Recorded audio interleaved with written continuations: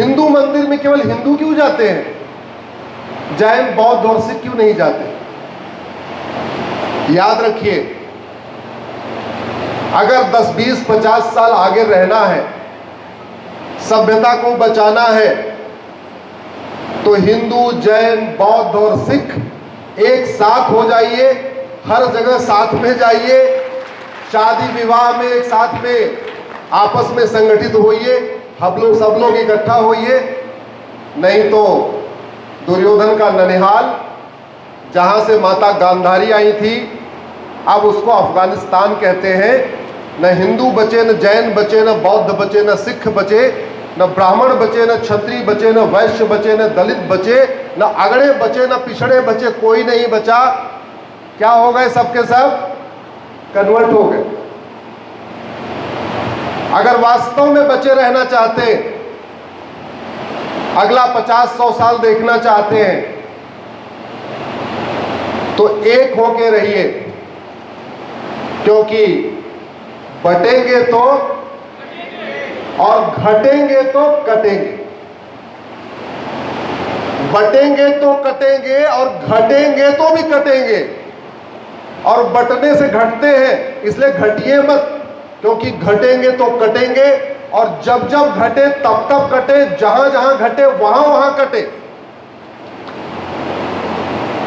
राजा भरत का ननिहाल, जहां से माता कैकेयी आई थी, अब वो पाकिस्तान कहलाता है। कोई हिंदू, जैन, बौद्ध, सिख बचा क्या? जोर से बोलिए जरा। कोई ब्राह्मण, क्षत्रिय, वैश्य, दलित बचा क्या? नहीं। बंगाल का एक हिस्सा बांग्लादेश हो गया। आज वहां ब्राह्मण, क्षत्रिय, वैश्य, दलित की क्या स्थिति है? हिंदू, जैन, बौद्ध, सिख की क्या स्थिति है? अरे बाकी तो छोड़िए, मेरी PIL सुप्रीम कोर्ट में चल रही है। आज अच्छी बात यह है कि 2 माननीय विधायक भी बैठे हुए। भारत में 28 राज्य हैं और 8 केंद्र शासित प्रदेश, टोटल हो गए 36। 36 में से 9 राज्यों में हिंदू खत्म हो चुके हैं। इसका मतलब कितने % राज्यों में हिंदू खत्म हो गए? जोर से बोलिए। 25%। भारत में 800 जिले हैं और 800 जिलों में से 200 जिलों में हिंदू खत्म हो गए। वहां भागवत कथा नहीं होती, वहां राम कथा नहीं होती, वहां कृष्ण कथा नहीं होती, वहां रामचरितमानस नहीं होता, वहां भंडारा नहीं होता, वहां इस तरीके से मिलना जुलना नहीं होता। 800 जिलों में से 200 जिलों में, यानी 25% जिलों में भी हिंदू खत्म। भारत में 6000 तहसीलें हैं। 6000 तहसीलों में से 1500 तहसीलों में राम कथा, भागवत कथा, श्याम कथा, गरुड़ पुराण, वेद पुराण सब बंद हो चुका है, क्योंकि 6000 तहसीलों में से 1500 तहसीलों में भी हम खत्म हो चुके। भारत के बॉर्डर पे कुल 300 तहसीलें हैं, चाहे वो महाराष्ट्र का बॉर्डर हो, उत्तर प्रदेश का बॉर्डर हो, बंगाल का बॉर्डर हो, या गुजरात का बॉर्डर हो, या राजस्थान का बॉर्डर हो। उन सभी बॉर्डर की तहसीलों की डेमोग्राफी बदल चुकी है।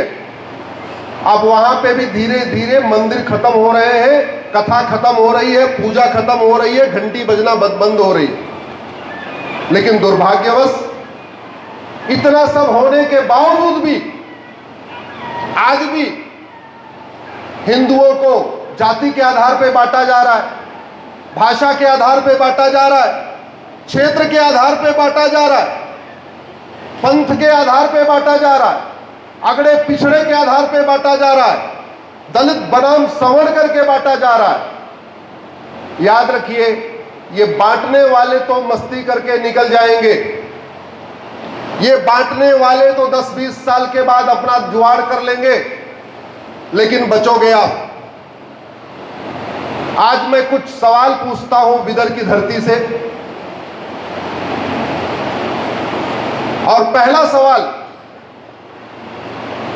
मैं सभी राष्ट्रवादियों से पूछता हूं कि आडवाणी जी को अपना मकान, दुकान, खेत खलिहान, उद्योग, व्यापार छोड़ के क्यों भागना पड़ा? मैं दूसरा सवाल अपने सभी गांधीवादी, नेहरूवादी और कांग्रेसी साथियों से पूछता हूं, मनमोहन सिंह जी को अपना मकान, दुकान, खेत खलिहान, उद्योग, व्यापार छोड़कर क्यों भागना पड़ा? मैं तीसरा सवाल सभी समाजवादी और वामपंथी साथियों से पूछता हूं, भूतपूर्व प्रधानमंत्री इंद्र कुमार गुजराल साहब को अपना मकान, दुकान, खेत खलिहान, उद्योग, व्यापार छोड़कर क्यों भागना पड़ा? मैं सभी गांधीवादियों से पूछता हूं कि गांधी जयंती भारत में क्यों मनाई जाती है? गांधी जी ने तो पाकिस्तान, बांग्लादेश को भी आजाद कराया था, तो गांधी जयंती पाकिस्तान और बांग्लादेश में क्यों नहीं मनाई जाती, केवल भारत में ही क्यों मनाई जाती? अच्छा, वो विदेश तो छोड़िए, भारत के अंदर एक राज्य है, उसका नाम है लक्षद्वीप। वहां गांधी जी की एक मूर्ति लगनी थी और जानते हैं 30 साल तक मूर्ति वो खड़ी रही, उसके ऊपर कपड़ा बंधा रहा। 30 साल तक वो मूर्ति लगाने नहीं दिया। क्यों? क्योंकि वहां हिंदू मात्र 2% है लक्षद्वीप में, इसलिए वहां के लोगों ने गांधी जी की मूर्ति नहीं लगाने दिया। शायद हमें जमीनी हकीकत पता नहीं, इसलिए हम कभी लिंगायत, नॉन लिंगायत, शैव, वैष्णव, जैन, बौद्ध, सिख, हिंदू इसके नाम पे बटे हुए हैं और बांटने वाले बांट रहे हैं।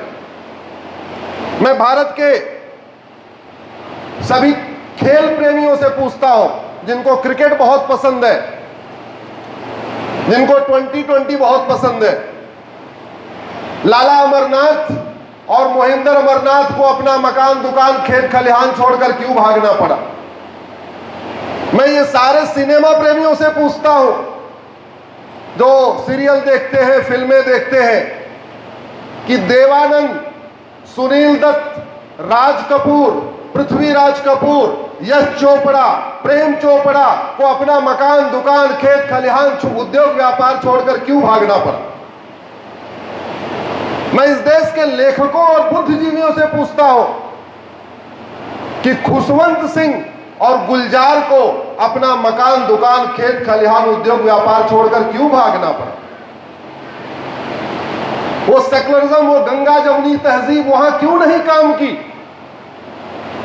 वो तो अच्छे लोग थे। और मैं संविधान की शपथ लेने वाले सारे सुप्रीम कोर्ट और हाई कोर्ट के जजों से पूछता हूं, अगर सारे रिलीजन एक समान होते हैं, सारी किताबें एक समान होती हैं, अगर मजहब आपस में बैर रखना नहीं सिखाता, तो राम जेठमलानी जी को अपना मकान, दुकान, खेत खलिहान, उद्योग, व्यापार छोड़कर क्यों भागना पड़ा? यह बहुत बड़ा फ्रॉड है, यह बहुत बड़ा झूठ है कि कुछ बात है कि हस्ती मिटती नहीं हमारी। यह बहुत बड़ा फ्रॉड है। हमारी हस्ती भी मिट रही है, हमारी बस्ती भी मिट रही है। अफगानिस्तान से हस्ती मिटी, बस्ती मिटी, वो हिंदू राष्ट्र था। 1805 में पंडित नंदराम टिक्कू अफगानिस्तान के प्रधानमंत्री थे। आखिर हमारी हस्ती भी मिटी, हमारी बस्ती भी मिटी।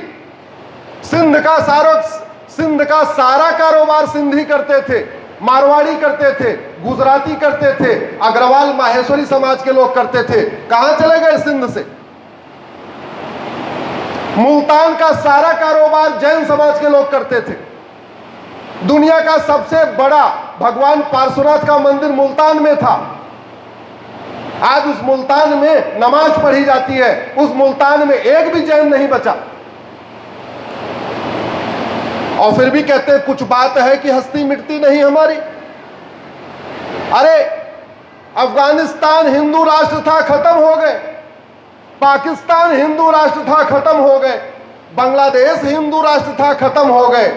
मालदीव, इसका नाम पहले मल्लदीप था, यह तमिलनाडु का पार्ट था, विजयनगरम साम्राज्य का हिस्सा था। आज की डेट में उसको मालदीव कहते हैं, पहले वो मल्लदीप था। वहां से भी खत्म हो गए, कश्मीर से खत्म हो गए, मेघालय से खत्म हो गए, मिजोरम से खत्म हो गए, मणिपुर से खत्म हो गए, नागालैंड से खत्म हो गए, लद्दाख से खत्म हो गए, लक्षद्वीप से खत्म हो गए। 9 राज्यों में खत्म हो गए, 800 जिलों में से 200 जिलों में खत्म हो गए, 6000 तहसीलों में से 1500 तहसीलों में खत्म हो गए, और फिर भी कहते हैं कुछ बात है कि हस्ती मिटती नहीं हमारी। सोचना पड़ेगा। याद रखिए, आंख बंद करने से समस्या का समाधान नहीं होता। और जिनके भरोसे आप बैठे हुए हैं, अगर आप किसी नेता अभिनेता के भरोसे बैठे हैं कि 25 साल के बाद आपका घर बचाने आएगा, तो आप बहुत बड़ी गलतफहमी में हैं। सबसे पहले नेता ही भागते हैं। 1947 का जब विभाजन शुरू हुआ, जब मारकाट शुरू हुई, तो आम जनता पहले नहीं भागी थी, सबसे पहले नेता ही भागे थे।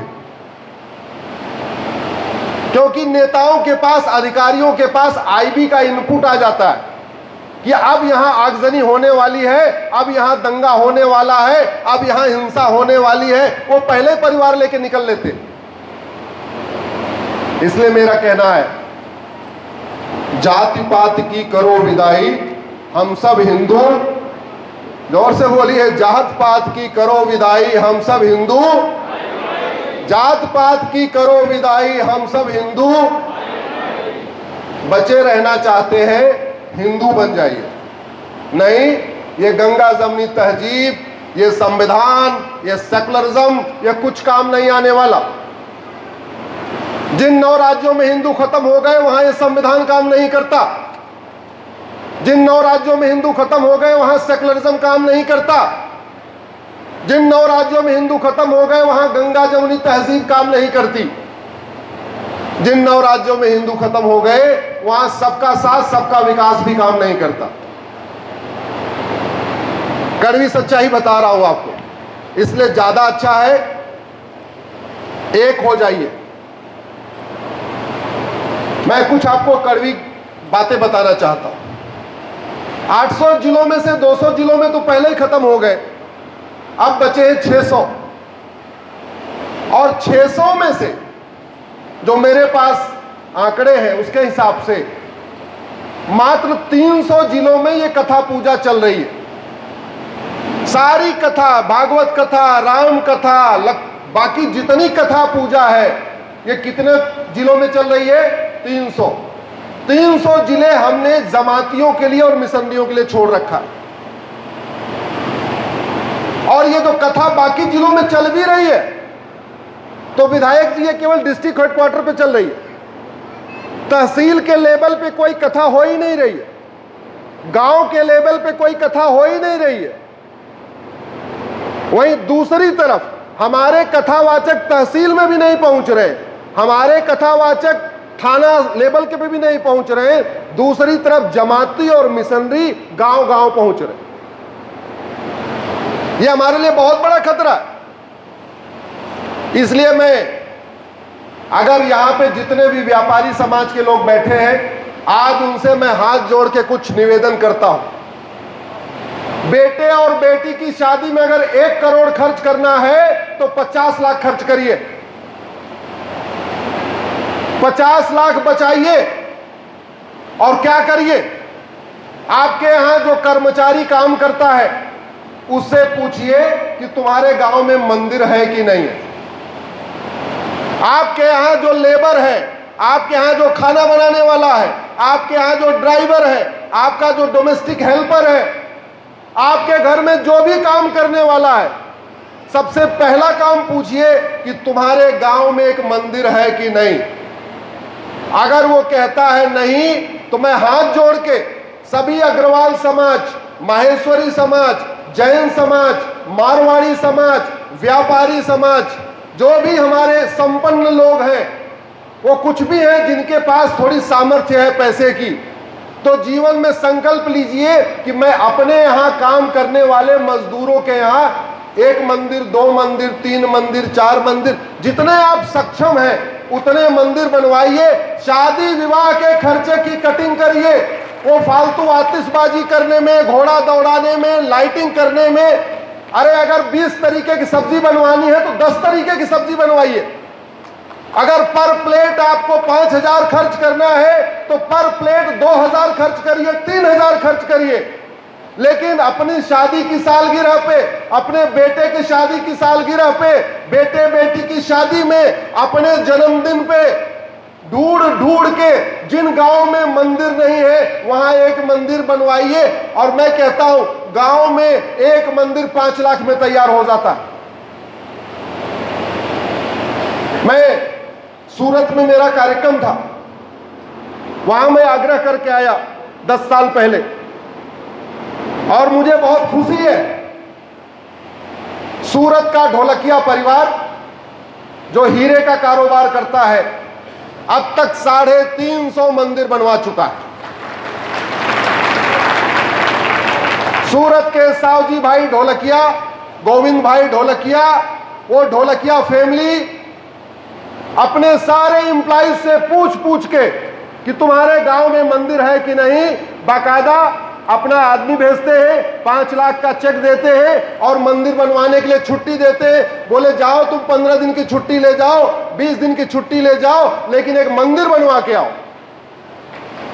जब उन गांव में मंदिर बनेगा तो वहां घंटा घड़ियाल भी बजेगा, वहां पूजा शुरू होगी, हनुमान जी को वहां स्थापित कर देंगे, शंकर जी को स्थापित कर देंगे, तो धर्मांतरण रुकेगा। और धर्मांतरण अगर नहीं रुका तो याद रखना 25 साल के बाद भारत में फिर से भयानक नरसंहार होगा।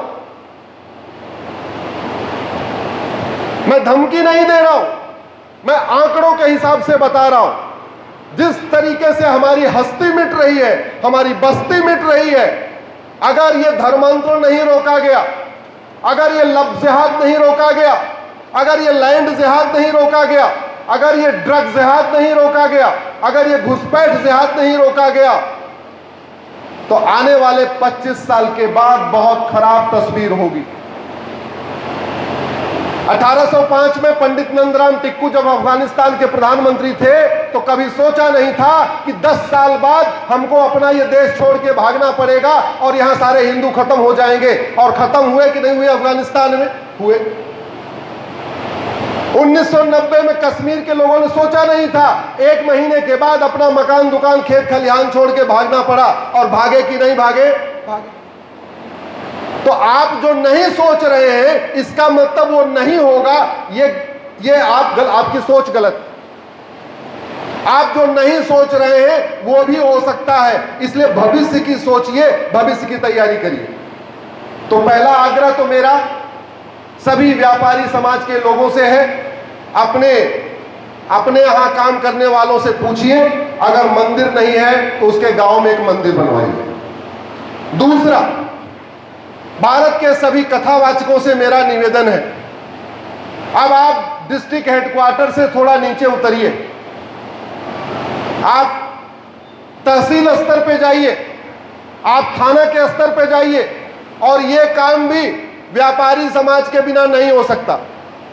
क्योंकि गांव में वो कथा करवाएगा कौन? वो पंडाल लगवाएगा कौन? वो आदिवासी तो पंडाल नहीं लगवा सकता, वो वहां भंडारा नहीं करा सकता। तो ये काम भी आप ही को करना पड़ेगा। अपने जिस कर्मचारी के घर पे मंदिर बनवाइए, उस क्षेत्र में एक बार कथा भी आप ही करवाइए। शहर में मत कथा कराइए, वहां जाके कथा कराइए। जितना पुण्य आपको अपने मोहल्ले में कथा करा के मिलेगा, जितना पुण्य आपको जिले डिस्ट्रिक्ट हेडक्वार्टर पे मिलेगा, उतना ही पुण्य वहां पे भी मिलेगा। हाँ, थोड़ी वहां दिक्कत आएगी, वहां लाइट नहीं होगी, जनरेटर करना पड़ेगा, अच्छा खाना नहीं मिलेगा, अच्छा कपड़ा नहीं मिलेगा। अरे भैया, धर्म बचाने के लिए हमारे पूर्वजों ने क्या क्या किया एक बार सोचिए तो। गुरु गोविंद सिंह जी ने अपने 4 बेटों को बलिदान कर दिया। आपको अपना बेटा बलिदान नहीं करना है, केवल मंदिर बनवाना है और कथा करनी है। छत्रपति शिवाजी महाराज चाहते तो राजा बने रहते, संभाजी महाराज चाहते तो राजा बने रहते, अगर कन्वर्ट हो गए तो। धर्म बचाने के लिए उन्होंने अपना कितना बलिदान किया। हम थोड़ा धन दान नहीं कर सकते, हम थोड़ा समय दान नहीं कर सकते, इतना कर सकते हैं कि नहीं? जोर से बोलिए जरा, हाथ उठा के बोलिए, भारत माता की, भारत माता की। ये काम करना चाहिए कि नहीं?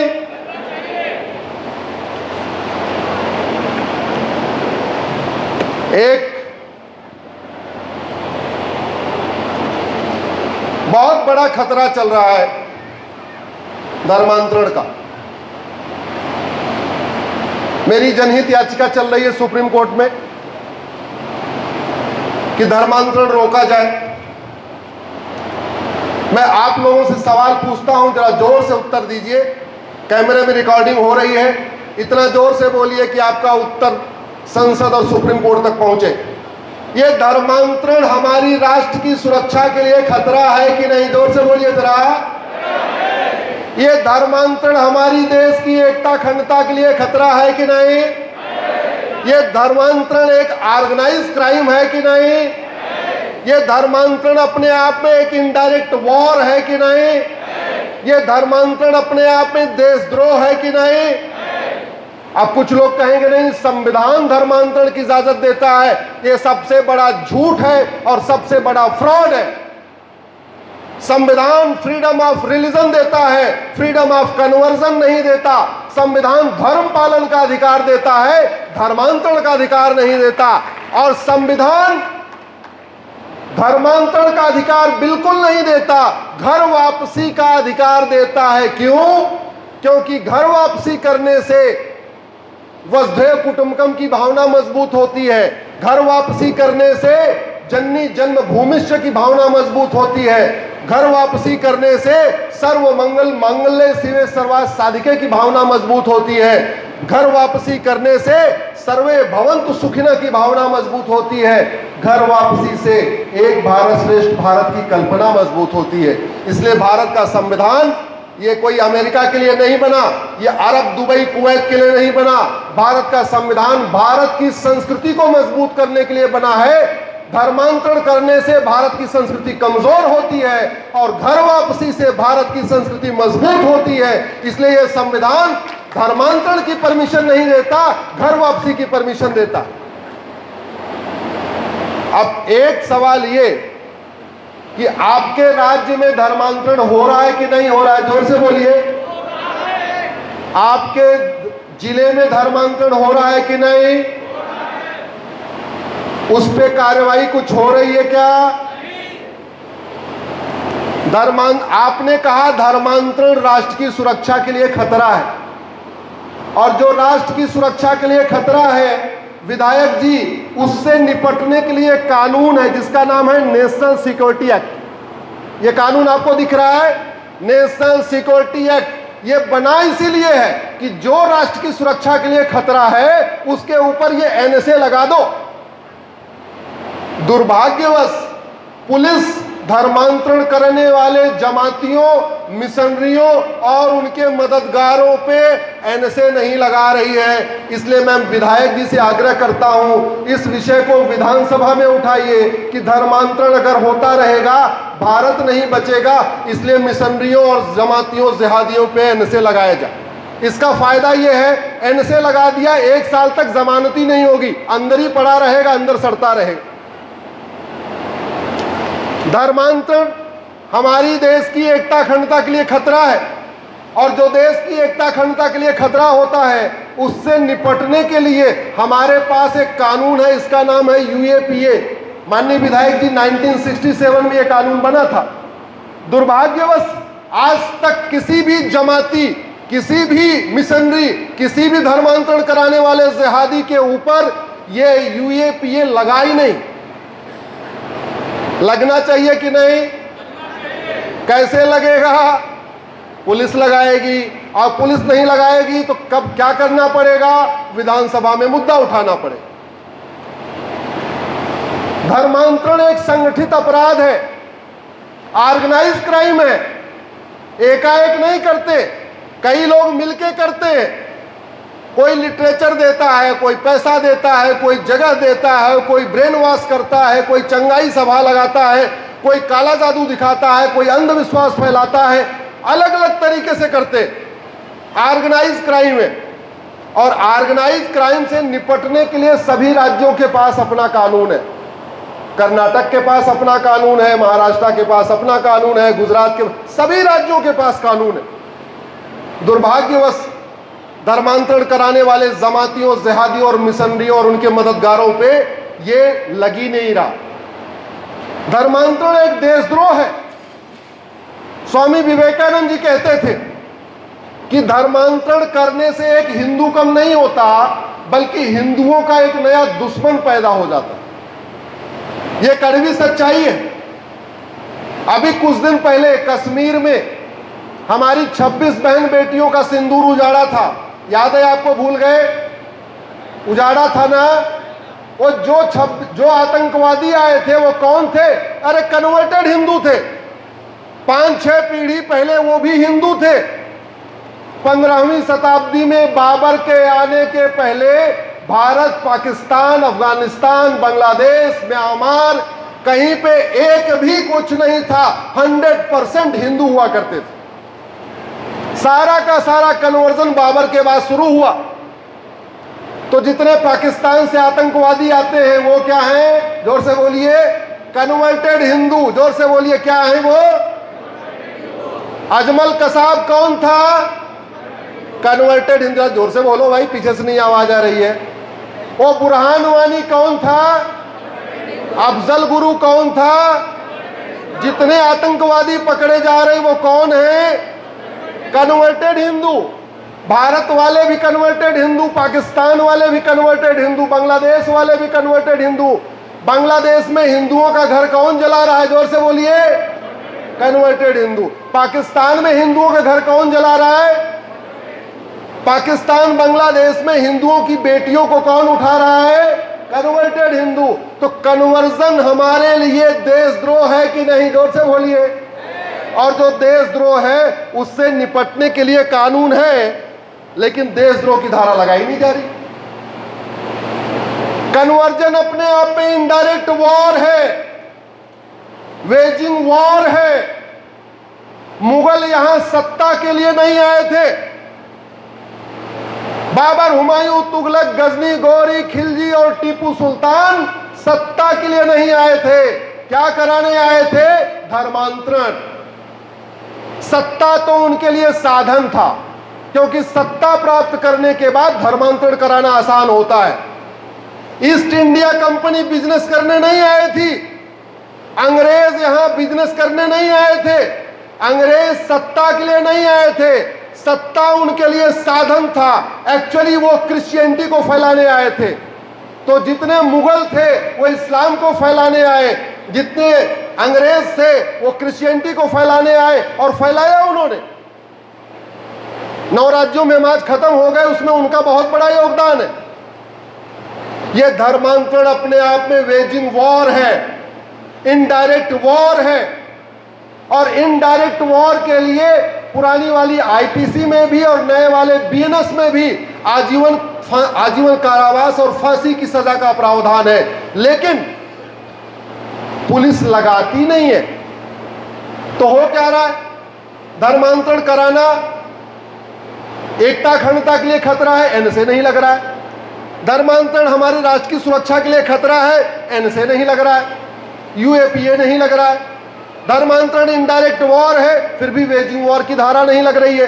धर्मांतरण देशद्रोह है, फिर भी देशद्रोह की धारा नहीं लग रही है। इसका समाधान एक ही है, विधानसभा में प्रस्ताव पेश किया जाए और डीजीपी को बोला जाए, चीफ सेक्रेटरी को बोला जाए, सभी जिले के कप्तानों को बोला जाए, जो धर्मांतरण करा रहा है उसके खिलाफ एनएसए लगाओ, यूएपीए लगाओ, वेजिंग वॉर लगाओ, देशद्रोह लगाओ, गैंगस्टर एक्ट लगाओ, 100% प्रॉपर्टी जब्त करो, इनकी नागरिकता खत्म करो, इनको आजीवन कारावास, फांसी देना शुरू करो। मैं गारंटी के साथ कहता हूं, ये 5 धाराएं मिशनरियों पे, जमातियों पे लगना शुरू हो जाए, कर्नाटक से धर्मांतरण रुक जाएगा। और जहां जहां ये धाराएं 5 लगेंगी, जिस भी राज्य में लगना शुरू हो जाएंगी, वहां धर्मांतरण 100% बंद हो जाएगा। ये मैं गारंटी आपके साथ दे रहा हूं। लेकिन इसके लिए आवाज उठाना पड़ेगा। धर्मांतरण एक बहुत बड़ा प्रॉफिटेबल धंधा हो गया, बहुत बड़ा बिजनेस हो गया।